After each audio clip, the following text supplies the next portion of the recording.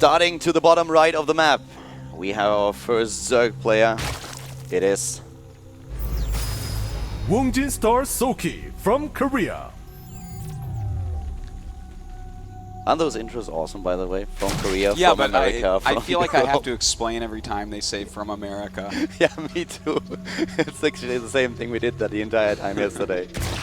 And the opponent of Solki, starting to the top left of Belchevestage. It is also from Korea. Samsung Ken Ro8 from Korea. Only Korean players left in the tournament. Three foreigners were able to qualify for the season finals. TLO, Stefano, and Dimaga, all three Zergs, and they are out of the tournament already. Mm-hmm. And actually, to go back to this point real quick, Dimaga beat the player who didn't make it out of the group? Yeah, Dimaga actually took a game Off against... Revival, right? I actually think he took a game against Ro8. Let me just double check. We had a lot of games yesterday, and I'm not 100% sure. Dimaga won one of the matches against Revival, yes. Okay. So Revival yeah, not getting... I have to go with TLO on that one. Okay. Just, I keep thinking about it. Fair enough. All right. Faster pool in the game currently for Solki. Starts his spawning pool first. So far it looks like Ro8 is going to start with a hatch first here. We'll get the better opening. Yeah, you know, as I was mentioning previously, anytime we cast a ZVZ, you know, there's a little tactical wheel in the beginning of the game. Early pool is good against hatch first is good against pool first, and pool first is good against early pool. It's a game of chicken. Well, where is the chicken part though? I guess the middle ground is the pool first because it doesn't actually lose at all. Yeah, the pool first is pool into hatch is probably the safest That's the opening chicken that you go staying for. on his side of the road. Exactly. And then, but if you go for the hatch first, you gamble a little bit. If your opponent starts with an early pool, you're in a really bad spot. But the early pool is a gamble defense. against the pool first.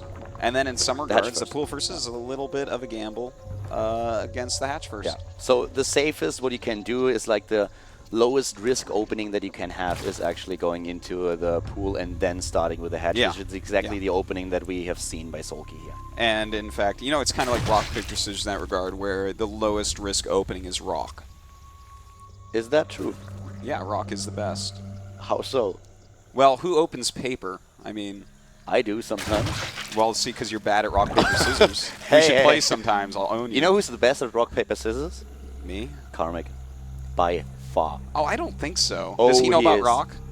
Dude, he took down ST, he took down everyone. Everyone who dared to play at IEM Katowice, rock, paper, scissors against Carmack, he is going to beat your ass. He's lucky I wasn't there, man. I would have thrown rock like 4 times already. He'd be like, he's not going to throw rock, and then he brings out scissors and bam, rock. We should go both to an IEM and I will cast that.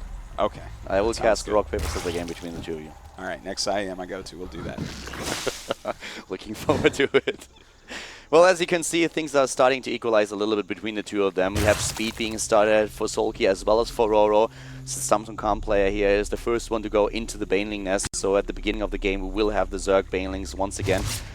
Gonna find out if one of the players actually commits to aggression. Oh, denying the scout here with the drones. Really smart move. Really nice move, and that was something that he just got a little bit lucky on. The drones were actually transferring down and just happened to be there in time. So good catch there by Solki, just denying it, those couple of lings. He can't know what's back there now. You know, he was counting on knowing too, whether there's a Baneling Nest, a Roach Warren, maybe a super quick layer, who knows? And at this point, Ro8 is actually going to commit to this. He's building a lot of Zerglings right now. He doesn't try to just use the Baneling Nest as his defensive measure, just getting those 2 Banelings that you put on top of the ramp. He is going all out on this. He's building a ton of Zerglings right now. Speed is about to kick in. His Baneling Nest is ready. And let's see if Solki is able to hold. You know, I think he might be able to, unless he just doesn't make lings coming up. Ooh, he did just start 5 drones, but he has a Spine Crawler in the way. His Baneling Nest is about to finish. Yeah, he saw the Banelings are morphing in right now as we speak. We also have a Spine Crawler halfway done, as you already said. He has the lead in the Harvest, as if he can hold here, he'll be peachy, but those things getting into the main base. The Queen with a clutch hold. Double Queen block just in the nick of time, and then we have those Banelings coming out and starting to kill off quite a few of the lings. Yeah, and but it looks like he's pretty much holding this successfully, but already drones coming up from Ro8 behind. Yeah, Ro8 is droning up behind this, and those banelings all four detonating basically on the same set of links. We have immediately the transition here for Sulky going straight into the Roach Warren, whereas, of course, the lair tech has been started now for Ro8, who tries to get his tech up. We could end up seeing Sulky go with some counter-aggression, Roach Baneling style, and if he does that and Ro8 doesn't have his own Roach Warren, that can get very dangerous. It's something that we see more and more. Players trying to go back into the Roach style that we had in Wings of Liberty, even adding the Hydralisks later on. And if you go into Mutalisks, that is a very dangerous strategy to face, because even if you get your first 5-6 Mutalisks out on the map, it takes so long for them to kill the Roaches that the Roaches could do way too much damage before the Mutalisks finally deal with the threat. And the thing is, while they are killing those Roaches, it's so easy to start a couple extra Queens, throw up some Spores, and be completely defended. Yeah. You can even move a lot of your Overlords out of the way.